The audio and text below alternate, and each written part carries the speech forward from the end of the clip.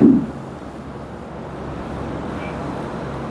الحمد لله نحمده ونستعينه ونستغفره ونعوذ بالله من شرور أنفسنا ومن سيئات أعمالنا من يهده الله فلا مضل له ومن يضلل فلا هادي له وأشهد أن لا إله إلا الله وأشهد أن محمدا عبده ورسوله يا أيها الذين آمنوا اتقوا الله حق تقاته ولا تموتن إلا وأنتم مسلمون يا أيها الناس اتقوا ربكم الذي خلقكم من نفس واحدة وخلق منها زوجها وبث منهما رجالا كثيرا ونساء واتقوا الله الذي تساءلون به والأرحام إن الله كان عليكم رقيبا يا أيها الذين آمنوا اتقوا الله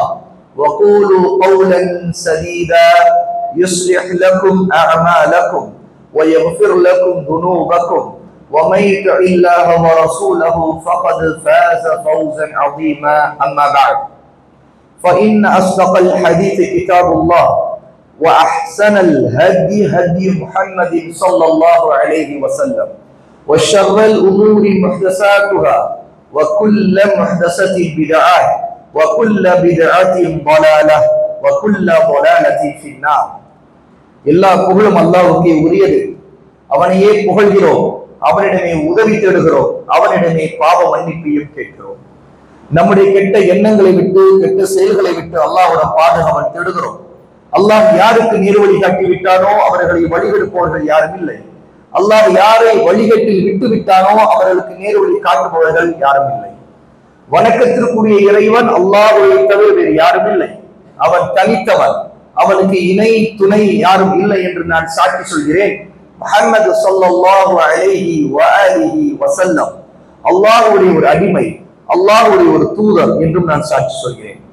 அன்பிற்குரியவர்களே, அல்லாஹ்வின் அடியார்களே, அன் அபி ஹுரைரா ரலியல்லாஹு அன்ஹு, அபூ ஹுரைரா ரலியல்லாஹு அன்ஹு அறிவிக்கக்கூடிய இமாம் புகாரி ரஹிமஹுல்லாஹி தஆலா பதிவு செய்திருக்கின்ற 5186வது ஹதீஸ். அன் அபி ஹுரைரா அன் நபி ஸல்லல்லாஹு அலைஹி வஸல்லம் قال, அல்லாஹ்வுடைய நபி ஸல்லல்லாஹு அலைஹி வஸல்லம் அவர்கள் சொன்னார்கள், மன் கான யுமினு பில்லாஹி வல் யௌமில் ஆகிர் ஃபலா யுதி ஜாரஹ, யார் அல்லாஹ்வையும் இறுதி நாளையும் உண்மையாக நம்பிக்கை கொண்டிருக்கிறாரோ அவர் தன்னுடைய அண்டை வீட்டாருக்கு, பக்கத்து வீட்டாருக்கு தொந்தரவு தர வேண்டாம், தொல்லை தர வேண்டாம். இதற்கு பிறகு ரசூலுல்லாஹி ஸல்லல்லாஹு அலைஹி வஸல்லம் சொன்னார்கள், வஸ்தௌசு பின்னிசாஇ கைரா, பெண்களுக்கு நல்ல முறையில் அவரை நடத்துங்கள் என்று நான் சொல்லுகின்ற உபதேசத்தை நீங்கள் கேட்டுக்கொள்ளுங்கள். அவர்கள் விலா எலும்பிலிருந்து படைக்கப்பட்டவர்கள்.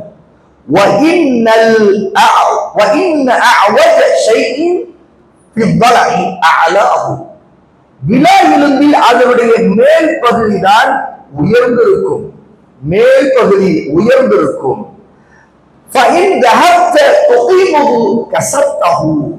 நீங்கள் அதை நிமிர்த்த நினைத்தால், நீங்கள் நிமிர்த்திக் கொண்டே போனால் அதை நீங்கள் உடைத்து விடுவீர்கள். நீங்கள் அதை அப்படியே விட்டு விட்டீர்கள் என்றால் அது அப்படியே இருந்த நிலையில் அந்த கோணலுடனே இருந்து கொண்டிருக்கும். உங்களுக்கு நான் சொல்லுகின்ற இந்த அறிவுரையை ஏற்றுக்கொள்ளுங்கள், பெண்களை நல்ல விதத்தில் நடத்துங்கள் என்று அல்லாஹ்வுடைய நபி ஸல்லல்லாஹு அலைஹி வஸல்லம் நமக்கு சொல்லி இருக்கிறார்கள். இதில் முதல் செய்தி, அபூ ஹுரைரா ரலியல்லாஹு அன்ஹு ரசூலுல்லாஹ் சொல்லுவதாக, நபி சொல்லுவதாக சொல்லுகிறார்கள். அப்படி என்றால் நபி சொன்னது அல்லாஹ்வின் புறத்திலிருந்து அறிவிக்கப்பட்ட வஹ்யி. வமா யன்திகு அனில் ஹவா இன் ஹுவ இல்லா வஹ்யி யூஹா. இந்த நபி, இந்த ரசூல் தன்னுடைய மன இச்சைப்படி எதையும் தான் தோன்றித்தனமாக பேசுவதில்லை. இவர் பேசுகின்ற அனைத்தும் அல்லாஹ்விடமிருந்து அறிவிக்கப்பட்ட வஹ்யை தவிர வேறு இல்லை. ஆக பெண்களை பற்றி நபியின் மூலமாக ஒன்று நாம் அறிகிறோம் என்றால் அல்லாஹ்வின் புறத்திலிருந்து அல்லாஹ் ஒரு பெண்ணை எப்படி படைத்திருக்கிறான், பெண்ணுடைய தன்மை என்ன, குணாதிசயம் என்ன, அவருடைய படைப்பின் மூலம் என்ன, எல்லா விஷயங்களையும் நபி அல்லாஹ்விடமிருந்து நமக்கு அறிவிக்கிறார். இரண்டாவது விஷயம், அப்படி அல்லாஹ்வால் படைக்கப்பட்ட பெண்களை நாம் எப்படி நடத்த வேண்டும், அவர்களோடு நம்முடைய உறவு எப்படி இருக்க வேண்டும், அவர்கள் எப்படி பேச வேண்டும், அவருடைய இயல்புகளை புரிந்து எப்படி நடந்து கொள்ள வேண்டும் என்கிற விஷயங்களிலும் ரசூலுல்லாஹ் அல்லாஹ்விடமிருந்து நமக்கு அறிவுரையை சொல்லுகிறார்கள். இந்த ஹதீஸை அறிவிக்கக்கூடிய அபூ ஹுரைரா ரலியல்லாஹு அன்ஹு நேரடியாக பெண்களை நீங்கள் நல்ல விதத்தில் நடத்துங்கள் என்கிற ஹதீஸ் அந்த வார்த்தையிலிருந்து ஆரம்பிக்கவில்லை. முதலில் பக்கத்து வீட்டாரை பற்றி ரசூலுல்லாஹ் சொன்னதை சொல்லுகிறார்கள். அப்படின்னு ரசூலுல்லாஹ் பக்கத்து வீட்டாரிடம் ஒருவர் எப்படி நடக்க வேண்டும் என்பதை சொல்லும் பொழுது பெண்களை நீங்கள் எப்படி நடத்த வேண்டும் என்பதை சேர்த்து சொல்லி இருக்கிறார்கள். இது முதல் செய்தி. பக்கத்து வீட்டாரிடம் எப்படி நடந்து கொள்ள வேண்டும் ஒவ்வொரு முஸ்லிமும் என்றால் ரசூலுல்லாஹ் மன் கான யுமினு பில்லாஹ், யார் உண்மையிலே அல்லாஹ்வை நம்பிக்கை கொண்ட ஈமானோடு இருக்கின்றாரோ, வல் யௌமில் ஆகிர், இறுதி நாள், மறுமை நாள், இந்த உலகத்தின் நாள்களுக்கெல்லாம் கடைசியாக ஒரு நாள் வந்து எல்லாம் அழிக்கப்பட்டு அல்லாஹ் ஒவ்வொருவரை உயிர் கொடுத்து எழுப்பி விசாரிக்க போகின்றானே, இதை உண்மையில் யார் நம்பி இருக்கிறீர்களோ என்று ரசூலுல்லாஹ் நம்மை பார்த்து சொல்லிவிட்டு மன் கான யுமினு பில்லாஹி வல் யௌமில் ஆகிர், அப்படிப்பட்டவர் அல்லாஹ்வை மறுமை நாள் நம்பிக்கை கொண்டவர் ஃபலா யுதி ஜாரஹு, அவர் தன்னுடைய பக்கத்து வீட்டுக்காரருக்கு தொல்லை தர வேண்டாம் என்று சொல்கிறார்கள். பக்கத்து வீட்டில் யார் இருக்கிறார்கள்? குடும்பம் இருக்கிறது. அதில் ஆண்களும் இருக்கிறார்கள், பெண்களும் இருக்கிறார்கள். ஆண்களை விட பக்கத்து வீட்டில் ஒரு வீடு என்றால் அதிகமாக இருப்பவர்கள் யார்? பெண்கள் தான். அப்படி என்றால் அங்கே தொல்லை தருகின்றவர் ஒன்று பெண்ணே ஒரு தொல்லை தரக்கூடியவளாக இருக்கலாம், அல்லது அங்கே யாரேனும் ஒருவர் ஒரு பக்கத்து வீட்டுக்காரருக்கு தொல்லை தருகிறார் என்றால் அந்த வீட்டில் வசிக்கின்ற முதலில் அந்த பெண்ணுக்கு தொல்லை தருகிறவராக இருப்பார். நிம்மதியாக இருக்க முடியவில்லை, அவர்களுக்கு ஏதோ ஒரு பயம் அல்லது தொல்லைகள், ஏதோ ஒரு பதற்றம், அல்லது இந்த பக்கத்து வீட்டுக்காரனோட நல்ல விதத்தில் நடப்பானா என்பதை பற்றி குழப்பம், இப்படி ஏராளமான விஷயங்களில் பக்கத்து வீட்டுக்காரருக்கு தொல்லை தரக்கூடியவராக ஒரு முஸ்லிம் இருந்தால், அதிலும் அங்கு இருக்கிற பெண்களுக்கு தொல்லை தரக்கூடியவனாக இருந்தால் அவன் எப்படிப்பட்ட ஒரு மனிதனாக இருப்பான்? அவனுக்கு உண்மையிலே கருணை இருக்கிறதா? அந்த பக்கத்து வீட்டில் பெண்கள் இருக்கிறார்கள், அவர்கள் நல்ல விதத்தில் நடக்க வேண்டும் என்று நினைக்க வேண்டாமா என்பதை ரசூலுல்லாஹ் நமக்கு இந்த விஷயத்தில் இணைத்து சொல்லும் போது உடனே பக்கத்து வீட்டாரை சேர்த்து விட்டு ஒட்டுமொத்தமாக பெண்கள் எல்லாருக்கும் நீங்கள் நன்மை நாடுங்கள் என்ற கட்டளையை அல்லாஹ்வுடைய நபி நமக்கு இடுகிறார்கள். என்று சொன்னால் என்னுடைய அறிவுரையை, என்னுடைய வசியத்தை நீங்கள் ஏற்றுக்கொள்ளுங்கள், நீங்கள் இதை மறுத்து விடாதீர்கள், இது மிக முக்கியமானது என்று ரசூலுல்லாஹ் யாரை நோக்கி சொல்கிறார்கள்? ஆண்களை நோக்கி சொல்கிறார்கள். ஏனென்றால் உண்மையில் ஆண்கள் பலமானவர்கள், பெண்கள் பலவீனமானவர்கள். அந்த பலவீனத்தின் காரணமாக ஆண்கள் பெண்களை ஏய்ப்பதற்கும் ஆதிக்கம் செய்வதற்கும் அவர்கள் விரும்பியபடி அந்த பெண்களை நடத்துவதற்கும் ஒரு ஆண் தயாரானால் அவருக்கு அல்லாஹ்வின் அச்சம் இல்லை, அவர் நபியின் அறிவுரையை ஏற்றுக்கொள்ளவில்லை. நபி சொல்லுகிறார் நல்ல விதத்தில் பெண்களை நடத்துங்கள் என்று சொல்லுகிறார். ஆனால் இவர் என்ன செய்கிறார்? நல்ல விதத்தில் நடத்தவில்லை, அவர்களிடம் நல்ல விதத்தில் பேசவில்லை, அவர்களிடம் அவர்களை அச்சுறுத்துகிறார், அல்லது அவர்களை அடிக்கிறார், அல்லது அவர்களுக்கு அநியாயம் செய்கிறார், அவர்களுக்கு செய்ய வேண்டிய கடமையை செய்யவில்லை என்றால் நபியின் போதனைக்கு அவர் மாறு செய்கிறார், நபியின் கட்டளைக்கு எதிராக நடக்கிறார். அப்படி என்றால் அல்லாஹ்வுக்கு மாறு செய்கிறார். யார் அல்லாஹ்வின் ரசூலுக்கு கட்டுப்பட்டு கீழ்ப்படுகிறாரோ அவர் அல்லாஹ்வுக்கு கட்டுப்பட்டவர். ஒருவர் அல்லாஹ்வின் ரசூலுக்கு மாறு செய்கிறார், அவருடைய உபதேசத்தை மறுக்கிறேன் என்று இருக்கிறார் என்றால் அவர் அல்லாஹ்வுக்கு மாறு செய்கிறார். ஏன்னா அல்லாஹ் நபியை அனுப்பியது நேர்வழி காட்டுவதற்காக. அது ஒவ்வொரு ஆணும் கேட்டுக்கொள்ள வேண்டிய அறிவுரை இது. இன்னொன்று, ஒவ்வொரு பெண்ணுக்கும் இதிலே செய்தி இருக்கிறது. ஏனென்றால் ஒரு பெண்ணும் இன்னொரு பெண்ணுக்கு அநியாயம் செய்யக்கூடாது. ஒரு பெண் இன்னொரு பெண்ணை நல்ல விதத்தில் நடத்த வேண்டும். ஒரு மாமியாராக இருக்கலாம், மருமகளை நல்ல விதத்தில் நடத்த வேண்டும். ஒரு மருமகள் இருக்கலாம், தன்னுடைய மாமியாரை நல்ல விதத்தில் நடத்த வேண்டும். ஒரு நாட்டார் தன்னுடைய உறவாக வந்திருக்கிற வீட்டிற்கு வந்திருக்கிற பெண்ணை நல்ல விதத்தில் நடத்த வேண்டும். அவை இது பெண்களுக்கும் பொருத்தமானது, ஆண்களுக்கும் பொருத்தமானது. ஏனால் ஹைராக நல்ல விதத்தில் நடக்க வேண்டும் என்ற அறிவுரை எல்லாருக்கும் தேவையான அறிவுரை. அது ஒவ்வொரு ஆணுக்கும் அவர் ஒரு தந்தையாக இருந்தால் தன்னுடைய பெண் பிள்ளைகளை தன்னுடைய மகள்களை அழகான விதத்தில் நல்ல விதத்தில் நடத்த வேண்டும். அவர் ஒரு கணவராக இருந்தால் தன்னுடைய மனைவியை நல்ல விதத்தில் நடத்த வேண்டும். அவர் ஒரு மகனாக இருந்தால் தன்னுடைய தாயை நல்ல விதத்தில் நடந்து கொள்ள வேண்டும். இது அப்படித்தான் அவர் தன்னுடைய சகோதரிகளிடம் நடந்து கொள்ள வேண்டும்.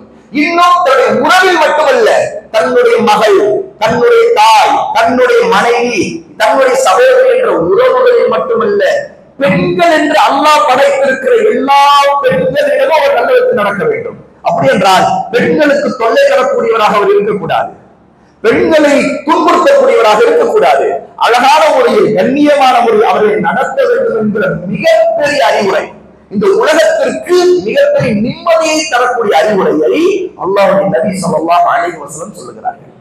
உண்மையிலேயே உலகளாவிய அளவுல ஒரு இனம் மிகப்பெரிய மோசடிக்கும் அநியாயத்திற்கும் ஆளாகும் என்றால் அது பெண் இனம் தானே. யார் மறுக்க முடியும்? என்றால் பெண்ணைத்தான் ஆண்கள் போதைப் பொருளாக பயன்படுத்துகிறார்கள், போதைப் பொருளாக பயன்படுத்துகிறார்கள். அவருடைய உடையை உரிக்கிறார்கள், அவர்களை ஆபாசப்படுத்துகிறார்கள், அவர்களை விலை பேசுகிறார்கள், அவர்களை விபச்சாரத்திற்கு பயன்படுத்துகிறார்கள். எவ்வளவு அநியாயங்கள் பெண்களுக்கு நடந்து கொண்டிருக்கிறது. அப்படி என்றால் பெண் பலவீனமாக படைக்கப்பட்ட அந்த பெண்ணை மிக மோசமாக நடத்தக்கூடிய ஆண்கள் இந்த உலகத்தில் இருப்பதால், அல்லது அதே மாதிரி மிக மோசமாக நடத்தக்கூடிய பெண்ணும் இந்த உலகத்தில் இருப்பதால் ரசூலுல்லாஹி ஸல்லல்லாஹு அலைஹி வஸல்லம் அவருடைய அறிவுரை இஸ்தௌசு பின்னிசாஇ கைரா. என்னுடைய இந்த அறிவுரையை நீங்கள், என்னுடைய இந்த வசியத்தை ஏற்றுக்கொள்ளுங்கள். எது விஷயத்தில்? பின்னிசாஇ கைரா, பெண்களை நல்ல விதமாக அழகான முறையில் நடத்துகின்ற விஷயம். அப்படி என்றால் முதல் ஆண்களுக்கு மிகப்பெரிய பொறுப்பு இருக்கிறது. ஏனென்றால் ஆண்களை அல்லாஹ் படைத்திருக்கிற விதமும் பெண்களை படைத்திருக்கிற விதம் வித்தியாசம் இருக்கிறது, குணாதிசயம் வித்தியாசம் இருக்கிறது. ரசூலுல்லாஹி ஸல்லல்லாஹு அலைஹி வஸல்லம் இதை சொல்லிவிட்டு அவருடைய படைப்பை பற்றி சொல்லுகிறார்கள். பெண்களுடைய படைப்பு எப்படிப்பட்டது? அவர்கள் விலா எலும்பிலிருந்து படைக்கப்பட்டவர்கள். அல்லாஹ் சுப்ஹானஹு வ தஆலா ஆதம் அலைஹிஸ்ஸலாத்து வஸலாம் அவரை விலா எலும்பிலிருந்து படைத்தார். அல்லாஹ் முதலில் ஆதமை தான் படைத்தான், ஹவ்வாவை படைக்கவில்லை. ஆதம் களிமண்ணிலிருந்து படைக்கப்பட்டார், அவருக்கு தாயும் இல்லை தந்தையும் இல்லை. அல்லாஹ் அவரை மிக கண்ணியமாக படைத்து அவரை சொர்க்கத்தில் தங்க வைக்கிறார். அவர் தனிமையில் இருக்கிறார். அந்த தனிமை அவருக்கு சொர்க்கத்தில் கூட அவருக்கு ஏதோ ஒன்று இன்னும் தேடலை ஏற்படுத்துகிறது, ஏதோ ஒன்று அவரை மிஸ் பண்ணுகிறார், ஏதோ ஒன்று கிடைக்க வேண்டிய ஒன்று கிடைக்காமல் இருக்கிறது. அதுதான் சொர்க்கமே கிடைக்கும் கூட ஒரு ஆண் தனிமையிலே இருந்தான் என்றால் அவன் சொர்க்கத்தில் கூட ஒரு குறையை காண்பான். ஆகவே ஆதம் அலைஹிஸ்ஸலாத்து வஸலாம் இப்னு அப்பாஸ் ரலியல்லாஹு அன்ஹு இந்த செய்தியை சொல்லுகிறார்கள். ஆதமை அல்லாஹ் படைத்து சொர்க்கத்தில் தங்க வைக்கப்பட்ட பிறகு அவர் ஒரு விரக்தியை, ஏதோ ஒன்று தேடலை, அவர் தனக்கு கிடைக்க வேண்டிய ஒன்று கிடைக்காததை உணர்ந்தார். அதுதான் அவருக்கு ஜோடி இல்லை என்ற அதுவரைக்கும் ஹவ்வா நம்முடைய அம்மா படைக்கப்படவில்லை, அவருடைய மனைவி படைக்கப்படவில்லை. ஆகவே படைக்கப்பட்ட அவருக்கு துணை தேவைப்படுகிறது. அந்த துணையை அல்லாஹ் தஆலா ஆதமுடைய உடம்பிலிருந்து ஒரு விலா எலும்பை எடுத்து அந்த விலா வளைந்த எலும்பிலிருந்து தான் அல்லாஹ் ஹவ்வாவை படைத்தான். ஆதம் தூக்கத்தில் இருந்தார், விழித்து பார்க்கும் பொழுது பக்கத்திலே ஹவ்வா இருக்கிறார். ஹவ்வா படைக்கப்பட்ட பிறகு ஆதம் கேட்கிறார், நீ யார் என்று கேட்கிறார். நான் ஹவ்வா என்று அவர் சொல்கிறார். எதற்காக நீ இங்கே என்று கேட்கிறார். நான் உனக்காக என்று சொல்லுகிறார். அப்படி என்றால் ஒரு ஆணுக்கு பெண் தேவை, பெண் துணை தேவை. இது ஒவ்வொரு தாய் தந்தை முதலில் புரிய வேண்டும். ஏனென்றால் அந்த தாய் தந்தை அவர்கள் ஒரு கணவன் மனைவியாக இருந்து இந்த கணவர் தனக்கு மனைவி வேண்டும் என்று வாழ்ந்து கொண்டிருக்கிறார். மனைவி இல்லாமல் இருந்தால் தனக்கு எப்படி இருக்கும் அவருக்கு தெரியுமா? அவர் மனைவி இல்லாத போதுதான் அவருக்கு தெரியும். அப்படி என்றால் தன்னுடைய பிள்ளைகள் திருமணம் ஆகாமல், துணை இல்லாமல், அவர்கள் பருவத்தை அடைந்த பிறகும், அவர்களுக்கு வயதாகி கொண்டிருப்பதை அறிந்த பிறகும் அவர்களுக்கு சரியான துணையை தேடி தராமல் இருந்தார் என்றால் அது எவ்வளவு மோசமான நிலை. அவர்கள் பாவத்தில் விழுவதற்கும், அவர்கள் மன இச்சைகளுக்கு விழுவதற்கும், அவர்கள் பார்வையை தாழ்த்த முடியாமல் ஆகுவதற்கும் மிக முக்கியமான காரணம் அந்த தாய் தந்தை அதற்கு மூல காரணமாக இருப்பார்கள். ஆக ஒரு ஆண் ஒரு பெண்ணை காப்பாற்றுவதற்கு அந்த பெண்ணுக்குரிய உணவு, உடை, தங்குமிடம், இந்த அத்தியாவசிய தேவையை பூர்த்தி செய்கிற அளவிற்கு அவர் அமானத்தை பேணி ஒரு ஆண் ஒரு துணையை தேடிக்கொள்ள முடியும் என்றால் அந்த துணையை தேடிக் கொடுப்பது ஒவ்வொரு தாய் தந்தைக்கு மிகப்பெரிய பொறுப்பு இருக்கிறது. ஏனென்றால் தனக்கு துணை இருப்பதில் அவர் சந்தோஷம் அடைகிறவர், தன்னுடைய மகனுக்கு அல்லது மகளுக்கு நல்ல துணையை அமைத்துக் கொடுப்பதில் அவர் எதிர்பார்க்கவில்லை என்றால், அதில் அலட்சியமா இருக்கிறார் என்றால் உண்மையில் அது மிகப்பெரிய அநியாயம். ஏனென்றால் அல்லாஹ் சுப்ஹானஹு வ தஆலா ஆதமுக்கு கூட சொர்க்கத்தில் தங்க வைக்கப்பட்டு எந்த ஃபித்னாவும் எந்த குழப்பமும் இல்லாத சொர்க்கத்தில் கூட ஒரு துணை தேடுகிற நிலை ஆதமுக்கு ஏற்படுத்தியிருக்கிறார் என்றால், இந்த உலகத்தில் எவ்வளவு ஃபித்னாவின் மத்தியில் ஒரு வாலிபன் வாழ்கிறார், அது ஒரு வாலிப பெண் வாழ்கிறார். அப்படி என்றால் இந்த ஃபித்னாவின் உலகத்தில் துணை இல்லாமல் எப்படி இருப்பது மிக முக்கியமான தேவை. அந்த தேவையை பூர்த்தி செய்வதில் ஆணுக்கு பெண்ணை அல்லாஹ் படைத்திருக்கிறார். ஆகவேதான் அல்லாஹ் சுப்ஹானஹு வ தஆலா சூரா நிசாவுடைய ஆரம்ப வசனத்திலேயே, அந்த அத்தியாயத்தின் பெயர் என்ன? அந்நிசா, பெண்கள். அல்லாஹ் ஒரு சூராவுக்கு பெண்கள் என்று பெயர் இருக்கிறது அவன் இறக்கிய சூராவுக்கு. அந்த சூராவின் முதல் ஆயா, யா அய்யுஹன் நாஸ் தகு ரப்பக்கும் அல்லதி خلقكم من نفس واحدة وخلق منها زوجها وبث منهما رجالا كثيرا ونساء. அல்லாஹ் என்ன சொல்கிறான் கவனியுங்கள், மனிதர்களே உங்கள் இறைவனுக்கு, உங்களை படைத்த உங்கள் இரட்சகனுக்கு பயந்து நடங்கள். அவன்தான் அல்லதி خلقكم, அவன்தான் உங்களை படைத்தான், அவன்தான் உங்களை படைத்து ஒரே ஆத்மாவிலிருந்து படைத்து, அதுவும் எப்படி படைத்திருக்கிறான்? ஒரு ஆத்மாவிலிருந்து படைத்து, அவர்தான் ஆதம். وخلق منها زوجها, அந்த ஆத்மாவுக்கான ஜோடியை, துணையை அவரிலிருந்து படைத்தான். அந்த அவரிலிருந்து என்பது ஆதமுடைய விலா எலும்பிலிருந்து அல்லாஹ் படைத்தான். ஆக ஒவ்வொரு ஆணும் முதலில் புரிந்து கொள்ள வேண்டும், ஒரு பெண் என்பவள் என்னில் இருந்து வந்தவள், என் மனைவி என்பவள் நான் அவளை கண்ணியப்படுத்துவது, நான் என்னை கண்ணியப்படுத்துவது, என் மகளை கண்ணியப்படுத்துவது, நான் என்னை கண்ணியப்படுத்துவது, என் தாய்க்கு நான் உரிமையும் மரியாதை கொடுப்பது, நான் எனக்கு மரியாதை செய்து கொள்வது, நான் மற்ற பெண்களை மதிப்பது, நான் ஒரு மனுஷன் ஆதமுடைய பிள்ளை. ஆகவே அல்லாஹ் என்னை படைத்திருக்கிறான், அல்லாஹ்வின் படைப்பிலே அல்லாஹ் விலா எலும்பிலிருந்து படைத்த ஆதம், என் தந்தையின் விலா எலும்பு படைத்த ஒரு இனத்தை நான் மதிப்பது என்று நினைக்க வேண்டும். அது பெண்கள் மீதான இந்த மஹப்பத், உண்மையான மரியாதையையும் அவருக்கு நன்மை நாடுவதையும் ஒரு மனிதனுக்கு, ஒரு முஸ்லிமுக்கு ஒரு மிகப்பெரிய அறிவுரையை அல்லாஹ் தஆலா இந்த விஷயத்தில் வைத்திருக்கிறார். அப்படியானால் நம்முடைய வாழ்க்கையில பெண்கள் இல்லாத வாழ்க்கை வாழ முடியாது. என்ற ஒவ்வொரு ஆணும் பெண்ணும் கூட பெண்ணிலிருந்து தான் பிறக்கிறார். ஆகவே அதில் முதலாவது நம்முடைய ஷஹபத், தோழமை, நெருக்கம், நட்பு, இது யாரிடமிருந்து ஆரம்பிக்கிறது? ஒரு பெண்ணிடமிருந்து, ஒரு தாயிடமிருந்து, இந்த தாயின் அரவணைப்பிலிருந்து, அவளை பாலை நாம் குடிப்பதிலிருந்து, அவள்தான் நம்மை தூக்கி சுமக்கிறாள் என்பதிலிருந்து, எந்த மனிதனும் நம்மை பார்ப்பதற்கு முன்பு அந்த தாயின் உடம்புக்குள்ளுடைய கர்ப்ப பைக்குள் தான் நாம் பாதுகாக்கப்பட்டிருக்கிறோம். ஆகவே உண்மையிலே பெண்ணுக்கு நன்மை செய்வதிலே இந்த ஒன்றுக்காக செய்கின்ற நன்மையை நாம் முழுக்க ஆயுள் முழுக்க நிவர்த்தி செய்ய முடியாது. ஒரு தாய் நமக்கு நம்மை சுமந்து பால் கொடுத்து வளர்த்த அந்த நன்மைக்கு எந்த ஈடும் செய்ய முடியாது. அப்துல்லாஹ் இப்னு உமர் ரலியல்லாஹு அன்ஹு காபாவை தவாஃப் செய்து கொண்டிருக்கும் போது ஒரு மனிதர் தனது முதுமையான தன்னுடைய தாயை தோளிலே போட்டு சுமந்து கொண்டு தவாஃப் செய்கிறார். அவர் மூச்சிறைக்க தவாஃப் செய்கிறார். அப்துல்லாஹ் இப்னு உமரை பார்த்த பிறகு அவர் கேட்கிறார், என்னுடைய தாய்க்காக நான் சுமந்து கொண்டே வந்திருக்கிறேன், நான் தவாஃப் செய்கிறேன், அவள் என்னை சுமந்ததற்கு நான் பரிகாரம் செய்து விட்டேனா, நான் ஈடு செய்து விட்டேனா என்று கேட்கிறார். யாரிடம்? அப்துல்லாஹ் இப்னு உமர் ரலியல்லாஹு அன்ஹு அவர்களிடம். இமாம் புகாரி ரஹிமஹுல்லாஹி தஆலா அவருடைய அல் அதபுல் முஃப்ரத் என்கிற புத்தகத்தில் இந்த செய்தியை பதிவு செய்கிறார்கள். அப்பொழுது அப்துல்லாஹ் இப்னு உமர் பதில் சொல்கிறார்கள், உன் தாய் உன்னை சுமக்கும் போது அவள் ஒரு மூச்சு எடுத்திருப்பாள், அவள் மூச்சு அடைத்திருப்பாள், அதில் ஒரு மூச்சுக்கு கூட நீ இப்போது சுமப்பது சமமாகாது என்கிறார்கள். அப்படி என்றால் இவ்வளவு பெரிய மகத்தான தியாகத்தை ஒரு பெண் செய்கிறார். அப்படியானால் அந்த பெண்ணுக்கு நன்மை செய்வதற்கு எத்தனையோ காரணங்கள் இருக்கிறது. அதில் நம்முடைய பொறுமை எங்கே வர வேண்டும் என்றால், அவளுடைய குணாதிசயங்களில் பார்க்கிற கோளாறுகள், அவளால் நமக்கு வரக்கூடிய தொந்தரவுகள், அவளுடைய நாட்டிலே வரக்கூடிய பிரச்சனைகள், அவளுடைய போக்கில் இருக்கக்கூடிய பிரச்சனைகள், அவள் நம்முடைய வாழ்க்கையில நமக்கு ஏற்படுத்தக்கூடிய கோபங்கள், இந்த ஒவ்வொன்றிலும் நாம் அந்த பெண்ணுக்கு ரசூலுல்லாஹ்வுடைய இந்த ஹதீஸை நினைத்துக் கொண்டேதான் அவளோடு வாழ வேண்டும். ஆகவேதான் ரசூலுல்லாஹ் சொல்றார்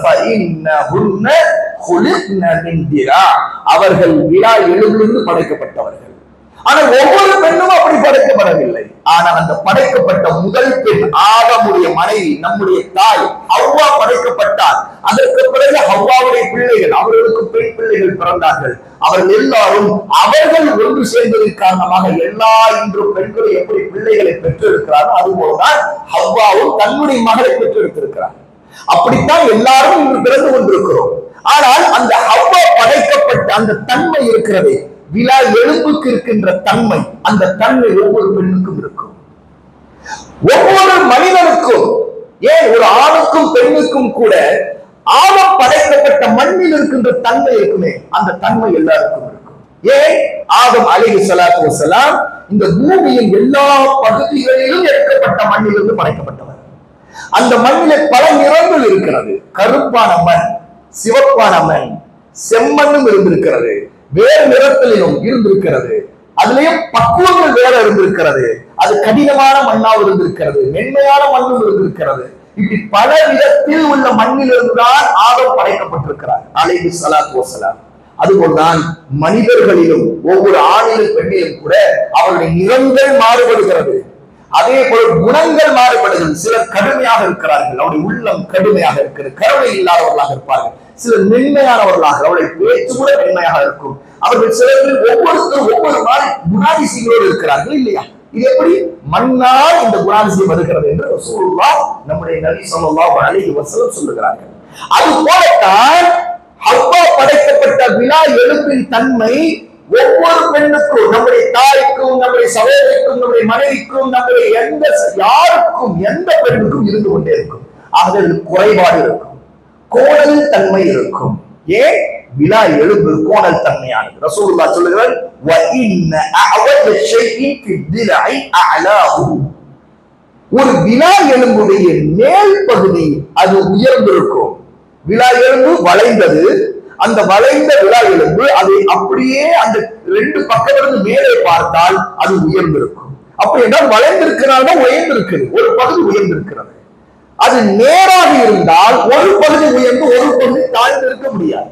அது சமமானது. ஒரு தடியை, ஒரு குச்சியை, வளையாத குச்சியை ஒரு ஸ்கேலை எடுத்தால் எப்படி அது ஒரே சீராக இருக்கிறது, அந்த மாதிரி விலா எலும்பு இருக்காது. அது விலா எலும்பு வளைந்ததால் அதனுடைய மேலுள்ள பகுதி வளைந்து இருக்கிறது. அப்படி என்றால் வளைந்ததின் தன்மை, அதனுடைய உச்சம், அது மேலே எந்த அளவுக்கு என்றால் அது எவ்வளவுக்கு எவ்வளவு வளைந்திருக்கோ அதனுடைய மேல் பகுதி உயர்ந்திருக்கும். இந்த மேல் பகுதி அளவிற்கு ரெண்டு பக்கம் உள்ள பகுதியை நீளமாக்கலாம், நேராக்கலாம் என்றால் அதை எடுத்து அப்படியே நீளமாக்குவோம். அதை நேராக்க நிமிர்த்த நிமிர்த்த ஒரு கட்டத்தில் உடைந்து போய்விடலாம். ரசூலுல்லாஹ் சொல்லுகிறார்கள், இப்படித்தான் ஒரு பெண்ணிடம் இருக்கின்ற வளைந்து இருக்கின்ற கோணத்தன்மை அவருடைய பேச்சிலே, அவருடைய செயல்பாடுகளே, அவருடைய குணாதிசயங்களிலே இருக்கக்கூடிய அவர்களே இயற்கையாக அல்லாஹ் படைத்திருக்கின்ற கோணல் புத்தி அல்லது கோணல் குணம். இந்த கோணல் தன்மையே அந்த வளைந்திருக்கிற அவருடைய குணாதிசயங்களை, கோளாறுகளை நீங்கள் நிமிர்த்த விடலாம். உங்கள் விருப்பப்படி நீங்கள் நினைத்ததை செய்ய வேண்டும். அவள் நான் திருத்தி காட்டுகிறேன், நான் நிமிர்த்தி காட்டுகிறேன் என்று நீங்கள் பலவந்தத்தை, நிர்பந்தத்தை உங்களுடைய ஒரு பெண்ணின் மீது, அது தாயாக இருக்கலாம், மனைவியாக இருக்கலாம், சகோதரியாக இருக்கலாம், எந்த பெண்ணாக இருக்கலாம், அந்த பெண்ணை நீங்கள் பலவந்தப்படுத்தி நீங்கள் மாற்றிவிடலாம் என்று நினைத்தால் ரசூலுல்லாஹி ஸல்லல்லாஹு அலைஹி வஸல்லம் இன்னொரு ஹதீஸில் சொன்னார்கள், இன்னொரு அறிவிப்பு இந்த செய்தியில வருகிறது, அதுதான் அத்தலாக். அதுதான் எங்கே போய் முடியும்? விவாகரத்து. அப்படி என்றால் இந்த செய்தி முதலில் ஒரு கணவருக்கு சொல்லப்படுற செய்தி. விவாகரத்தை பற்றி பேசப்படுகிறது என்றால் யாரை நோக்கி பேசப்படும்? ஒரு ஆண். அப்படி என்றால் விவாகரத்து செய்கிறவன், தலாக் சொல்கிறவன் யார்? ஒரு கணவன். அப்படியா உன் மனைவியை நீ விரும்பியபடி முற்றிலும் மாற்றி விடுவதற்காக அவருடைய குறைகள் எதையும் நான் விட்டு வைக்க மாட்டேன், என் விருப்பப்படிதான் அவள் 100% இருக்க வேண்டும் என்று நீ நினைத்து அவளுடைய ஒவ்வொரு விஷயத்திலும் நீ குறையை கண்டுபிடித்து அந்த குறையை நீ சரி செய்ய வேண்டும் என்று நினைத்து அதற்காக நீ ஒவ்வொரு நாளும் இந்த வேலை செய்து கொண்டு அவள் உன்னோடு வாழவே முடியாது. நீ அவளோடு வாழவே மாட்டாய். நீ என்ன செய்வாய்? கடைசியிலே இவளை நிமிர்த்தவே முடியவில்லை என்றால் அது பிரச்சனையிலே போய் முடியும், அது விவாகரத்திலே போய் முடியும். நீ பொறுத்து கொண்டால் ஒரு கட்டத்தில் சில விஷயங்களில் உன்னால் முடிந்த வரைக்கும் அவளை சீர்திருத்த நினைப்பது தவறல்ல. ரசூலுல்லாஹ் சொன்ன இந்த உதாரணம் உண்மையாக ரசூலுல்லாஹ் ஹவ்வாவை படைத்ததை பற்றி சொல்லியிருக்கிற இந்த சங்கதி இருக்கிறது. இது ஒரு மிகப்பெரிய செய்தியை சொல்லுகிறது. என்ன தெரியுமா? ஒரு வினா எலும்பு அது வளைந்திருந்தாலும் அது நிமிர்த்துவதற்கு ஒரு பிளெக்சிபிள், ஒரு தளர்ச்சி அதுல இருக்கும் என்றால் அது ஒரு வளைந்திருக்கின்ற இரும்பு அல்ல. என்ன வினா எலும்பு அது நம்முடைய உடம்பில் இருக்கிற மற்ற எலும்புகள் போல அல்ல. நம்முடைய உடம்பில் இருக்கிற நம்முடைய தொடை எலும்பையோ அல்லது கைகள் இருக்கிற நம்ம நினைத்தவரை வளைக்க முடியுமா? வளைக்க முடியாது. ஆனா வினா எலும்பு வளையக்கூடியது. நீங்கள் வளைப்பதற்கு முயற்சி செய்யலாம், ஆனால் நிமிர்த்திக் கொண்டே போகக்கூடாது. அப்படி என்றால் இது ஒரு பெரிய செய்தியை சொல்லுகிறது. உங்கள் மனைவியிடம் சில விஷயங்கள் சரி செய்வதற்காக, அவளுக்கு சில விஷயங்கள் சொல்லிக் கொடுப்பதற்காக, அவள் சில தவறுகளை திருப்பிக் கொள்ள வேண்டும் என்று நீங்க எடுக்கிற முயற்சியிலே அவள் உங்களுக்கு ஒத்துழைப்பாள். அவளும் ஒத்துழைப்பாள். அவள் எப்படித்தான் வளைந்த விழாவில் படைக்கப்பட்டவனால் அவள் ஒரு விழா எழுப்புதானே, அப்படின்னா அவள் ஒரு பிளெக்சிபிள் இருக்கும். அப்படி என்றால் உங்கள் மனைவி உங்களுக்காக தன்னுடைய சில குணாதிசயங்களை, தன்னுடைய சில நடவடிக்கைகளை, தன்னுடைய சில இதுவரைக்கும் தான் வந்திருக்கிற அந்த பழக்கத்தை, தான் பிறந்ததிலிருந்து தன்னிடம் இருக்கிற சில விஷயங்களை மாற்றிக்கொள்வதற்கு அவளும் கொஞ்சம் வளைவாள். ஏன்னா விழாவிலிருந்து வளைவு இல்லையா? அது எடுத்து இப்படி நிமிர்த்தாலும் அது கொஞ்சம் பிளெக்சிபிளா அப்படி நிமிரும். அப்படி என்றால் அது போல உங்கள் மனைவி நிமிர்வாள். இது பெண்களுக்கு ஒன்று சொல்லுகிறது. நீங்கள் விழாவிலிருந்து படைக்கப்பட்டவர்கள் தான், ஆனால் நீங்கள் பிளெக்சிபிளாக இருக்க வேண்டும். ஏன்னா விழாவிலிருந்து பிளெக்சிபிள் ஆனது, அதுல ஒரு தன்மை இருக்கிறது. அது நிமிர்த்த முடியும். அது முழுக்க முடியாது, 100% முடியாது. அது மட்டுமல்ல, இன்னொரு செய்தி, அது திரும்ப பழைய நிலைக்கு போய்விடும். அது போல பெண்கள் அந்த அவர் முயற்சி செய்வார்கள், ஆனால் பழைய நிலைக்கு திரும்புவார்கள். அந்த குறை வரும், திரும்ப திரும்ப அந்த குறை வரும். நீங்கள் நிமிர்த்தம் முழுக்க அது வரவே கூடாது என்று நினைத்தால் நடக்காது. ஏன்? அல்லாஹ் அப்படி அவர்களை படைக்கவே இல்லை. அந்த முழுமை நிலையை அல்லாஹ் கொடுக்கவே இல்லை. ரசூலுல்லாஹி ஸல்லல்லாஹு அலைஹி வஸல்லம் இந்த தன்மையை பெண்களுக்கு சொன்னது ஒரு மிகப்பெரிய புத்திமதியை, ஒரு ஞானத்தை கொடுக்கிறார்கள். நீங்க சந்தோஷமாக பெண்களோடு வாழ வேண்டுமா? உங்களுடைய மனைவியை சந்தோஷப்படுத்தி வாழ வேண்டுமா? மனைவி குறைவுள்ளவளாக இருப்பாள், அப்படி என்றால் சந்தோஷமாக இருக்க வேண்டுமா? அப்படி என்றால் நீங்கள் அவளை புத்திமதி சொல்லி அவளை திருத்துவதற்கு கொஞ்சம் முயற்சி எடுத்துக்கொண்டுதான் இருக்க வேண்டும். ஆனால் முழுக்க முழுக்க அந்த மாற்றம் வந்து 100% ஒரு பெர்ஃபெக்ட் லைஃப் என்கிற ஒரு பெண்ணை நீங்கள் நினைத்தால், அதற்காகத்தான் நான் இப்படி செய்து கொண்டு நினைத்தால் அது நடக்கவே நடக்காது. அப்படி என்றால் நீங்கள் அந்த மனைவி விட்டு பிரிந்து விடுவீர்கள், அந்த பெண்ணை நீங்கள் தலாக் விட்டு விடுவீர்கள். இப்படி என்றால் அடுத்து இன்னொரு கல்யாணம் பண்ண வேண்டும் என்றால் எந்த பெண்ணை கல்யாணம் பண்ணுவீர்கள்? அல்லாஹ் படைத்திருக்க ஆதமுடைய மகள் இன்னொரு பெண்ணை தான் கல்யாணம் பண்ண வேண்டும். ஜின்னில் இருந்த கல்யாணம் செய்து கொள்ள முடியும், அதே மனித படைப்புடன் திருமணம் செய்ய முடியும். அப்படி என்றால் இந்த பெண்ணும் அதே மாதிரி ஒரு குறை இருக்கும், அவளிடம் சில குறைகள் இருக்கும். அவள் பெண் என்பது பரிபூர்ணமாக முழுக்க முழுக்க பெர்ஃபெக்டாக படைக்கப்பட்டவள் அல்ல. அவளிடம் இருக்கிற இந்த குணாதிசயங்களை புரிந்து கொண்டு மார்க்க வரம்புக்கு உட்பட்டு, அதே நேரத்தில் அவருடைய தவறுகள், மானக்கேடான விஷயங்கள், பெரும் பாவங்கள் இதையெல்லாம் கண்டிக்காமல் அதை திருத்துவதற்கு எந்த முயற்சியாமல் ரசூலுல்லாஹ் சொன்னார்கள். அப்படியே விட்டு விடுங்கள் என்று சொன்னார்கள் அர்த்தம் அல்ல, திருத்த வேண்டும். அர்-ரிஜாலு கவ்வாமூன அலன் நிஸா.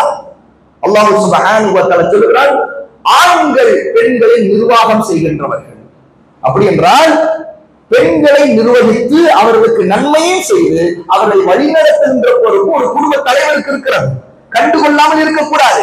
அவர் தன்னுடைய தலைமைத்துவத்தை அழகான நிர்வாகத்தின் மூலமாக வீட்டில் நடைமுறைப்படுத்த வேண்டும். அவர் நாட்டில் நடைமுறைப்படுத்துவது அல்ல, என்றால் அவர் ஆட்சியாளர் அல்ல. முதல் தன் குடும்பத்திற்கு அவர் ஒரு ஆட்சியாளர், ஒரு பொறுப்பாளர். குல்லுக்கும் ராயின் வ குல்லுக்கும் மஸ்ஊலன் ரஅய்யதிஹி. உங்களில் ஒவ்வொருவரும் பொறுப்பாளர்கள், உங்கள் பொறுப்புகளை பற்றி விசாரிக்கப்படுவீர்கள். அப்படின்னா பொறுப்பு கொடுக்கப்பட்ட நீங்கள் உங்கள் பொறுப்புக்கு கீழே இருக்கின்ற பெண் மக்கள் அவர்களுடைய விஷயத்தில் அழகான முறையில் நடந்து கொள்ள வேண்டும் என்பதில் தான் ரசூலுல்லாஹி ஸல்லல்லாஹு அலைஹி வஸல்லம் இந்த விஷயத்தை சொல்கிறார். நீ அந்த பெண்ணை முழுக்க அந்த விழா எலும்பை நீ நிமிர்த்திவிட்டு முழுக்க நிமிர்த்தி விடலாம் என்று நிமிர்த்தி கொண்டே போனால் அதை நீ உடைத்து விடுவாய் என்று ரசூலுல்லாஹ் சொல்லிவிட்டு அப்படியே அந்த கோணலோடு அவளை விட்டு விட்டால் அந்த கோணல் அப்படியே இருக்கும். சொல்றாங்க, பெண்களுக்கு நல்ல விதத்தில் நன்மையை நாடுங்கள், அவர்கள் நல்ல விதத்தில் நடத்துங்கள் என்ற நான் சொல்லுகிற அறிவுரையை நீங்கள் ஏற்றுக்கொள்ளுங்கள், அதை நடைமுறைப்படுத்துங்கள் என்கிற அறிவுரையை ரசூலுல்லாஹி ஸல்லல்லாஹு அலைஹி வஸல்லம் இந்த ஹதீஸிலே சொல்லுகிறார்கள். இன்னொரு செய்தி, ரசூலுல்லாஹ் ஸல்லல்லாஹு அலைஹி வஸல்லம் பெண்களை நடத்துகின்ற இந்த விதத்திலே அவர்கள் சொல்லுகிற அறிவுரையை அவர்களுடைய வாழ்க்கையிலிருந்து பார்க்கலாம். எப்படி ரசூலுல்லாஹ் பெண்கள் நடந்து கொண்டார்கள். சஹாபியாக்கள், அதுவும் ரசூலுல்லாஹ்வுடைய வாழ்க்கையில் நம்முடைய அம்மாக்கள் இருக்கிறார்கள். ஏன்னா ரசூலுல்லாஹ்வுடைய மனைவிமார்கள் ஒவ்வொருத்தரும் நம்முடைய தாய்மார்கள். அப்போ அவர்கள் பெண்களுக்கு இருக்கக்கூடிய இயல்பான கோணத்தன்மை அவர்களுக்கும் இருந்தது. அவர்களிடமும் அந்த கோணத்தன்மை இருந்து கொண்டே ரசூலுல்லாஹ் எவ்வளவு அழகாக அவர்கள் நடத்தினார்கள், அவரிடம் வாழ்ந்தார்கள். இது ரசூலுல்லாஹ்வுடைய வாழ்க்கையிலிருந்து ஏராளமான உதாரணங்களை பார்க்கலாம். அது சிறந்த உதாரணம். ரசூலுல்லாஹ்விடம் கூட ஒரு நபி அவருடைய வாழ்க்கையில ஒரு வீட்டில் இருக்கின்றவரிடம் கூட ஒரு நபியிடம் இப்படி நடக்கலாமா என்கிற அளவிற்கு நமக்கு கேள்வி எழுப்பக்கூடிய நிலையில் சில நேரத்தில் ரசூலுல்லாஹ்வுடைய மனைவிமார்கள் நடந்திருக்கிறார்கள். ஏனென்றால் அவர்களிடம் இருக்கின்ற இயல்பான தன்மை அது. ஆயிஷா ரலியல்லாஹு அன்ஹா வீட்டிலே நடக்கிறது. ரசூலுல்லாஹ்வுடைய ஒரு மனைவி ஒரு உணவுப் பொருளை கொடுத்து அனுப்புகிறார், ஒரு தட்டிலே கொடுத்து அனுப்புகிறார். அதை ஒரு ரசூலுல்லாஹ்வுடைய ஒரு பணியாளர், ஒரு உதவியாளர் கொண்டு வந்து ஆயிஷா ரலியல்லாஹு வீட்டிற்கு கதவுக்கு சலாம் சொல்லி கொடுக்கிறார். அவர் கதவுக்கு அந்த பக்கம் இருந்து அந்த உணவுப் பொருளை கொடுக்கிறார். ரசூலுல்லாஹ் அதை கையிலே வாங்குகிறார்கள். வாங்கிய உடனேயே பக்கத்துல இன்னொரு கை வந்து சட்டென்று ரசூலுல்லாஹ்வுடைய கையிலே இருக்கிற அந்த தட்டை தட்டி விடுகிறது. யாருடைய கை? ஆயிஷா ரலியல்லாஹு அன்ஹாவுடைய கை. தட்டி விட்ட பிறகு அது கீழே விழுந்து விடுகிறது, தட்டும் உடைந்து விடுகிறது. ரசூலுல்லாஹ் கோபப்படாமல், ஆத்திரப்படாமல், உடனே திரும்பி என்ன காரியம் செய்த என்று பேசாமல் ரசூலுல்லாஹ் ஆயிஷாவை ஒரு வார்த்தை சொல்லாமல் அந்த வந்தவர்கள் சொல்லுகிறார்கள், உன்னுடைய தாய்க்கு ரோஷம் வந்து விட்டது என்று சொன்னார்கள். ஏன்? ஒரு மனைவி இந்த மனைவி வீட்டுக்கு உணவுப் பொருளை கொடுத்து அனுப்பும் போது அது ரசூலுல்லாஹ்வுக்கு கொடுத்து அனுப்பப்படுகிறது. இது ஏதோ ஒரு மனநிலையை இந்த மனைவிக்கு ஏற்படுத்துகிறது. ஒரு ரோஷம் வந்து விட்டது, அவ கொடுத்து அனுப்புறா அப்படிங்கும் போது ஏதோ ஒரு ரோஷம். அந்த ரோஷத்தை வார்த்தையால ஆயிஷா வெளிப்படுத்தவில்லை. அவர்கள் அந்த ரோஷத்தை காட்டுவதற்கு சட்டென்று ரசூலுல்லாஹ்வுடைய கையில் இருக்கிற தட்டை தட்டுகிறார்கள். அது விழுந்து அது உணவும் கீழே விழுந்து விடுகிறது, தட்டு உடைந்து விடுகிறது. உண்மையிலே ரசூலுல்லாஹ் கோபப்படுவதற்கு பொருத்தமான நேரம் தான் அது. உண்மையிலே அந்த நேரத்தில் என தட்டு உடைந்து விட்டது. ரசூலுல்லாஹ் எவ்வளவு லேசாக அது அழகாக அணுகிறார்கள் என்பதுதான் இங்கே விஷயம். ரசூலுல்லாஹ் அந்த இடத்தில் முதலாவது ஆயிஷாவை பார்த்து ஒரு வார்த்தை சொல்லவில்லை. ஏனென்றால் ரசூலுல்லாஹ் நமக்கு சொல்லியிருக்கிறார்கள், உங்கள் மனைவியை மற்றவர்கள் முன்பு கண்டிக்காதீர்கள். மனைவி ஒரு தவறு செய்தால் அந்த தவறை தனிமையிலே கண்டிக்க வேண்டும். மனைவியிடம் நன்மையை அடைவதற்கு, அவளிடம் சுகத்தை பெறுவதற்கு மட்டுமல்ல தனிமை, அவளை சீர்திருத்துவதற்கு கூட தனிமைதான் தேவை. அவளுக்கு ஒரு உபதேசம் செய்வதற்கு தனிமை தேவை. அவளிடம் அன்பாக சொல்லுவதற்கு தனிமை தேவை. அவளை அரவணைத்து செல்வதற்கு தனிமை தேவை. மற்றவர்கள் முன்பு அதை செய்ய முடியாது. அப்படி என்றால் ரசூலுல்லாஹ் இங்கே ஆயிஷா செய்த தவறை அந்த பணியாளர் நின்று கொண்டிருக்கும் பொழுது ரசூலுல்லாஹ் ஆயிஷாவை திட்டவில்லை. அழகாக சொல்லுகிறார்கள், என்ன? உன்னுடைய அம்மாவுக்கு ரோஷம் வந்து விட்டது என்று அர்த்தம். அப்படி என்றால் ரெண்டு செய்தி அங்கு சொல்லுகிறார்கள். முதலாவது, உன்னுடைய அம்மா அவள். ஒரு அம்மா இப்படி இருப்பாங்க. ஒரு தந்தை இருக்கும் போதே அம்மாக்காரி சில நேரத்துல பிள்ளைக்கு முன்னாடியே சில விஷயங்கள்ல இப்படி நடந்துருவா. இது நம்ம வீட்டுல நடந்துரும் உண்டு. நம்முடைய பிள்ளைக்கு முன்னாடி அதை சேர்த்து நமக்கு கோபப்படும். எதுக்கு பிள்ளைக்கு முன்னாடி நீ பேசுற அப்படின்னு பிள்ளைங்க முன்னாடி அவங்க சொல்லுவாங்க. நோ, அந்த நேரத்திலையும் அந்த பெண்ணுக்கு நன்மை கூட பிள்ளைகள் முன்னாடி தன் மனைவி கண்டிக்க கூடாது. ரசூலுல்லாஹ்வுடைய சுன்னா என்னென்றா அது தனியாக வேண்டுமா சொல்லப்படலாம், தனியாக சொல்ல வேண்டும், என தவறை திருத்த வேண்டும். ஆனால் அந்த பிள்ளைக்கு முன்னாடி சொல்லும் போது அழகாக அந்த செய்தி எப்படி போய் சேர வேண்டும் என்றால், உன் அம்மாவுக்கு ரோஷம் ஏன் வந்துருச்சுன்னா, உன் அம்மா என் மேல அவ்வளவு பிரிய வச்சிருக்கா, உன் அம்மால இன்னொரு அம்மா கொடுத்திருக்கிற அந்த அன்பளிப்ப வாங்கும்போது ஏதோ ரோஷப்பட்டு கையை தட்டி விட்டுட்டா, இதை பெருசு பண்ணிக்க தேவையில்லை அப்படின்னு சொல்லிட்டு மகனாக வந்திருக்கிற, ஏன்னா ஒவ்வொருத்தரும் நாமெல்லாம் ஒரு தாய்க்கு மகன் தான். ஏன்? ஈமானை கொண்டு நமக்கு அவர்கள் தாய்மார்கள். அப்படியே ரசூலுல்லாஹ்வுக்கு முன்பு அந்த இடத்தில் நாம் இருந்தாலும் ஆயிஷாவை இந்த செயலை ரசூலுல்லாஹ் நம்மிடம் எப்படி சொல்லி இருப்பார்கள்? உங்க அம்மா அவளுக்கு கொஞ்சம் ரோஷம் வந்துருச்சு, வேற ஒண்ணு இல்லை. அது திடீர்னு ஒரு பெண்ணுக்கு வர்றதுதான், அதெல்லாம் இருக்கதான் செய்யும். ஒன்றுக்கு மேல திருமணம் செய்திருந்தாலும் சரி, செய்யாவிட்டாலும் சரி, ஒரு மனைவியோடு வாழ்றார் என்றால் நிச்சயமா அந்த மனைவிக்கு புருஷன் மேல ஒரு ரோஷம் எப்போது இருக்கும். எந்த அளவுக்கு தெரியுமா? சுப்ஹானல்லாஹ். இந்த விஷயத்தை பற்றி விளக்குவதற்காக இது சம்பந்தமான ஹதீஸ்களுக்கான விளக்கங்களை நான் படித்துக் கொண்டிருந்தேன். காலையில் நண்பருக்கு சொன்னேன். ஷேக் சாலிஹ் அல் உஸைமீன் ரஹிமஹுல்லாஹி தஆலா அவர்கள் எழுதுகிறார்கள் இந்த ஹதீஸுடைய விளக்கத்திலே, ஒரு பெண்ணுக்கு எந்த அளவுக்கு ஒரு ஆண் மீது ரோஷம் வரும் என்றால், ஒரு தாய்க்கு தன்னுடைய மகன் மீது ரோஷம் வருமா எப்போதென்றால், தன்னுடைய மருமகள் தன்னுடைய மகனிடம் நெருக்கமாக இருப்பதை பார்க்கும் பொழுது, அந்த மகன் தன்னுடைய மனைவி மிகவும் நேசிக்கிறான் என்பதை பார்க்கும் பொழுது, மகன் மீது தாய்க்கு ரோஷம் வந்து விடுமா. அதன் காரணமாக ஷேக் சாலிஹ் அல் உஸைமீன் எழுதுகிறார்கள், சில நேரத்தில் ஒரு தாய் கூட தன் மகளுடைய வாழ்க்கையை நாசமாக்கி விடுவார். ஏன்னா தன்னுடைய மருமகன் தன்னுடைய மனைவி தன்னுடைய மகளிடம் காட்டக்கூடிய நெருக்கத்தில் அவளுக்கு வரக்கூடிய ரோஷம் எந்த அளவுக்கு ஆகிவிடும் என்றால், தேவையில்லாமல் ஏதாவது ஃபித்னாவை தாயே உருவாக்கி விடுவார் மகளிடம். அப்படி ஒரு நிலைமை வந்து இந்த சட்டத்தை எழுதும் போது ஷேக் உஸைமீன் சொல்லுகிறார்கள், ஒரு பெண் தன் கணவன் வீட்டில் இருக்கிறாள், அந்த கணவனுக்கும் அவளுக்கும் பிரச்சனை வருவதே இந்த பெண்ணுடைய தாயால் தான் என்றால், இப்போது இந்த பெண் தன் தாயை தன் வீட்டில் தன் கணவனுடைய வீட்டில் அனுமதிக்கலாமா என்று ஒரு கேள்வி. இதுக்கு ஃபத்வாவை எழுதுகிறார்கள் ஷேக் சாலிஹ் அல் உஸைமீன்.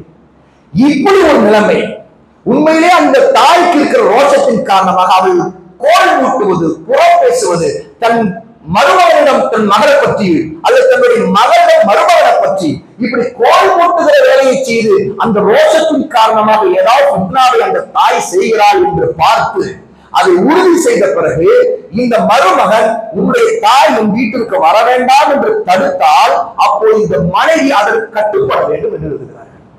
அப்போது இந்த பெண் தன் தாயிடம் சொல்ல வேண்டும், நீங்க வீட்டுக்கு வர வேணாம், நானே இன்ஷா அல்லாஹ் வரும்போது வரேன் என்று தன் கணவனுடைய இந்த கட்டளையை கேட்டு தன் தாயை தன்னுடைய கணவனின் வீட்டிற்கு வர வேண்டாம் என்று சொல்லுகிற கடமை அந்த மனைவிக்கு இருக்கின்றது எழுதுகிறார்கள். ஏனென்றால் இவர்கள் சேர்ந்து வாழ்வதில் இந்த தாய் ஒரு ஃபித்னா செய்கிறார். இவளுடைய ரோஷம் ஏதோ அவளை பண்ணுகிறது. அதன் காரணமாக தன்னுடைய மகளை இவன் பறித்து கொண்டு விட்டான். உண்மையில் இந்த பெண்ணுக்கு இந்த தாய்க்கு மகன் மீது அவ்வளவு பிரியம் இருக்கிறது. நாம் நன்றாக நம் பிரியத்தோடு இருந்தோம். இப்பொழுது இவர் எப்போது பார்த்தால் புருஷன் பின்னாடியே இருக்கிறார், எப்போது பார்த்தால் புருஷன் பற்றியே பேசுறார். இப்போ இந்த தாய்க்கு கூட தன் மகளை இவன் பறித்து விட்டான் என்று நினைத்து வந்தால் அதற்கு காரணம் அவளுடைய ரீயா, அவளுடைய கீரா என்ற ரோஷம். அந்த ரோஷம் ஒரு தாய்க்கு கூட வரும் என்று எழுதுகிறார். இது உண்மை. இது நம்முடைய நடைமுறை வாழ்க்கையில் சில பஞ்சாயத்துகளை பார்க்கிறவர்களுக்கு தெரியும். உண்மையிலே பிரச்சனை இந்த தாய் உருவாக்கி விட்டதுதான். இவருடைய வாய் சும்மா இல்லை. அதனாலதான் அந்த மருமகன் இப்படி பிரச்சனை பண்ணிவிட்டு இவங்க வரக்கூடாது, என் வீட்டுக்குள்ள நுழையக்கூடாது என்று சட்டம் போட்டுட்டு இருக்கான். அதனாலதான் அவன் பிரச்சனை பண்றான். அதனாலதான் மனைவிக்கு இந்த சட்டம் தெரியல, தன்னுடைய கணவனை இந்த விஷயத்தில் எப்படி அணுக வேண்டும்.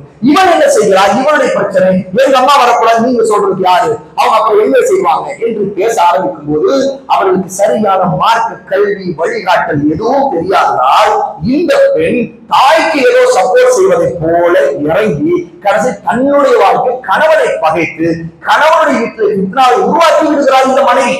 இதற்கு மூல காரணம் எங்கிருந்து ஆரம்பிக்கிறது, அந்த தாயிடம் இருக்கிற பிரச்சனை. அவள் தேவையில்லாதது தலையிட்டது, தேவையில்லாததை பேசுவது, அல்லது தேவையில்லாத விஷயங்களில் விவரங்கள் கேட்டது, அல்லது சில குறைகளை பெரிதுபடுத்தி பேசுவது, அல்லது தன்னுடைய மகளை தூண்டி விடுவது, இந்த வேலைகளை எல்லாம் ஒரு தாய் செய்தால், தந்தை செய்தாலும் சரி தாய் செய்தாலும் சரி, ஒரு கணவன் தன்னுடைய மனைவியிடம் இப்படி எல்லாம் நமக்குள்ளே பிரச்சனை வருகிறதோ, நமக்குள்ளே சில கருத்து வேறுபாடு வருவதற்கு காரணம் உங்களுடைய வீட்டில இருந்து வரக்கூடிய இந்த பிரச்சனையாத்தான் நான் பார்க்கிறேன். ஆகவே அவர்களை கொஞ்ச காலம் வர வேண்டாம் என்று சொல்லிவிடு, நாம் நிம்மதியாக இருக்கலாம் என்றால் நீ அவங்க வந்தா ஒரு மாதிரி பேச ஆரம்பிச்சிடுற, உடனே ஏதாவது நடக்குது நம்ம வீட்டுல, வேண்டாம் கொஞ்ச நாள் வர வேண்டாம் சொல்லு என்று சொல்லிவிட்டால் உண்மையிலே இந்த மனைவி கட்டுப்பட வேண்டும் என்று எழுதுகிறார்கள். இது எவ்வளவு பெரிய செய்தி. ஏனென்றால் பெண்களிடம் இருக்கக்கூடிய ரீரத் சில நேரத்தில் அநியாயங்களை அவர்களை செய்ய தூண்டிவிடும். அதனால தான் ஒரு சக்கரத்தி பிரச்சனை என்று வந்தால் ஒருவருக்கு பல மனைவிகள் இருக்கும் பொழுது ஒரு பெண் இன்னொரு பெண்ணை விட்டு அவதூறு பேசி விடுவாள், அல்லது புறம் பேசுவாள், குறையை சொல்லுவாள். ஏன் அவளிடம் இருக்க கோணல் தன்மை இது, அவருடைய இயல்பிலே இருக்கிறது. அவள் வளைந்த நில எலும்பு, அந்த எலும்பு அப்படித்தான் சில நேரத்தில் தன்னுடைய புத்தியை காட்டிவிடும். அந்த நேரத்தில் ஆணாக இருக்கின்றவன் ஒரு ஆண்களை எப்படி நடந்து கொள்ள முதல்ல பொறுமையை கடைபிடிக்க வேண்டும், அழகான முறை அறிவுரை சொல்ல வேண்டும், பொறுமையாக அணுக வேண்டும். உடனே அந்த பெண்ணை அணுகுவது, அதிலே முரட்டுத்தனத்தை மூர்க்கத்தனத்தை அந்த பெண்ணை அடக்குமுறை செய்வது அல்லது உடனே அதற்காக அடிப்பது, கடுமையாக நடந்து கொள்வது, வன்முறையை வெளிப்படுத்துவது, பலவந்தத்தை பிரயோகிப்பது அது ஆணுக்கு அழகு இல்லை. அவனே பலமானவன், பலவீனமான படைப்பிடம் அதை காட்ட அது ஆம்பளை தன்மையா? அதல்ல. அவர் ரசூலுல்லாஹி ஸல்லல்லாஹு அலைஹி வஸல்லம் இந்த அற்புதமான செய்தியை, இவ்வளவு முக்கியமான வாழ்க்கையின் மிக முக்கியமான நன்மையான வழிகாட்டல அறிவுரையை நமக்கு இந்த விஷயத்தில் சொல்லி இருக்கிறார். அது அல்லாஹ்வுடைய அடியார்கள் அல்லாஹ் சுப்ஹானஹு வ தஆலா பெண்களுக்கு நன்மை நாடக்கூடிய நல்ல உணர்வோடும் பொறுமையோடும் எல்லா விதத்திலும் அல்லாஹ்வுக்காக நம்முடைய பெண் மக்களை கண்ணியமாக நடத்துவதிலும் நாம் கவனமாக இருக்க வேண்டும் என்கிற மிக முக்கியமான ஹதீஸை நாம் இந்த நேரத்தில் தெரிந்து கொள்கிறோம். அல்லாஹ் சுப்ஹானஹு வ தஆலா நம்முடைய எல்லா காலங்களிலும் அவனுக்கு கீழ்ப்படி நடக்கூடிய நபி வழியை பின்பற்றக்கூடியவர்களாக நம்மை ஆக்குவாராக. ஆமீன்.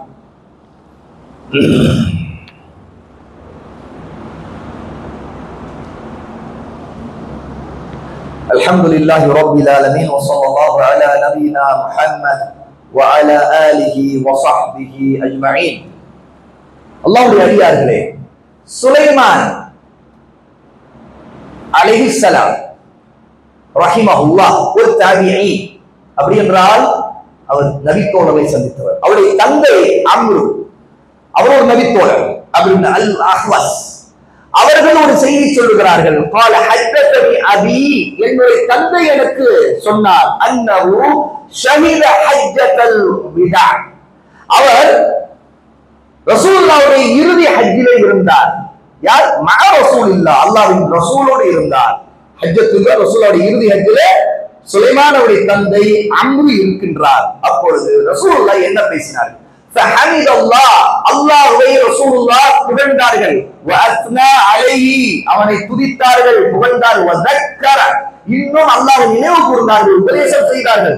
வவஅத ஃபதக்கர ஃபில் ஹதீஸி கிஸ்ஸா, இன்னும் ரசூலுல்லாஹ் சில ஹதீஸ்களை சொன்னார்கள், சில செய்திகளை, சில வரலாறை சொன்னார்கள். சொல்லிய பிறகு வகால ரசூலுல்லாஹ் சொன்னார்கள், அலா, நன்கு தெரிந்து கொள்ளுங்கள், கவனியுங்கள், வஸ்தௌசு பின்னிசாஇ கைரா, பெண்களை நல்ல முறையில் நடத்துங்கள் என்று நான் உங்களுக்கு சொல்லுகின்ற அறிவுரையை, வசியத்தை நீங்கள் ஏற்றுக்கொள்ளுங்கள் என்று சொல்லிவிட்டு சொன்னார்கள் ரசூலுல்லாஹ், ஃபஇன்னமா ஹுன்ன அவானுன் இன்தகும், அவர்கள் உங்களிடம் சிறை கைதிகளாக இருக்கின்றார்கள். எவ்வளவு பெரிய செய்தி! அவானும் என்று சொன்னால் சிறை பிடிக்கப்பட்டவர், போரிலே பிடிக்கப்பட்டு முடக்கப்பட்ட ஒரு மனிதன் ஒருவருக்கு சொந்தமாகி ஒரு அடிமையாக ஆன பிறகு, ஏனென்றால் இன்றைய காலத்தினுடைய போரை விட ரசூலுல்லாஹ்வுடைய காலத்தில் நடந்த போர் என்பது பிடிக்கப்படுகிற கைதிகள் போரிலே கலந்து கொண்ட வீரர்களுக்கு அடிமைகளாக பங்கிடப்படும்.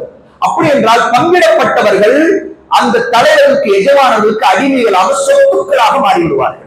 இப்படி சொத்துக்களாக மாறியவர்கள் சிக்கிவிட்டார்கள் என்று அர்த்தம். அப்படி என்றால் ஒரு சிறைக்குள் சிக்கிவிட்டவர் எப்படியோ அது போலத்தான் ரசூலுல்லாஹ் ஒரு உதாரணம் சொல்கிறார்கள். பெண்கள் எப்படிப்பட்டவர்கள் தெரியுமா உங்களுக்கு? ஹஜ்ஜத்துல் விதாவுடைய இறுதி ஹஜ்ஜிலே ரசூலுல்லாஹ் சொல்றார், அவானுன் இன்தகும், உங்களிடம் அந்த பெண்கள் இருக்கிறார்களே அவர்கள் அவானுன், அவர்கள் சிறை கைதிகள் போல் சிக்கிக் கொண்டவர்களாக இருக்கிறார்கள்.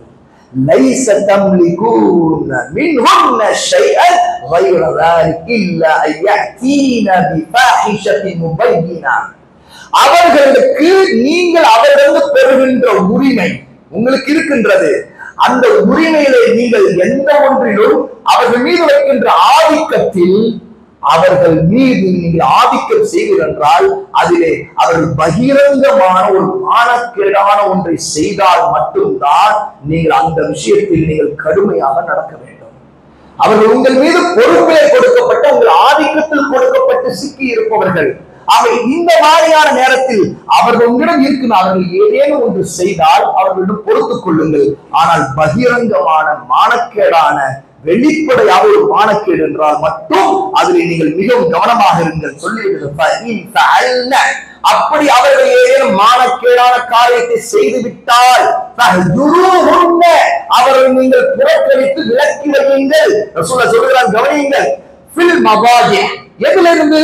படுக்கை விட்டு விலக்கி வையுங்கள். அப்படி என்றால் என்ன? அவர்கள் உங்கள் வீட்டில் தான் இருப்பார்கள், அவர்கள் தவறு செய்கிறார்கள், அவரை திருத்த வேண்டும் நினைக்கிறீர்கள், உங்களை கோபத்தை நீங்கள் காட்ட வேண்டும் நினைக்கிறீர்கள். முதல் அந்த கோபத்தை எப்படி காட்ட வேண்டும் தெரியுமா? அடிப்பதிலிருந்து அல்ல.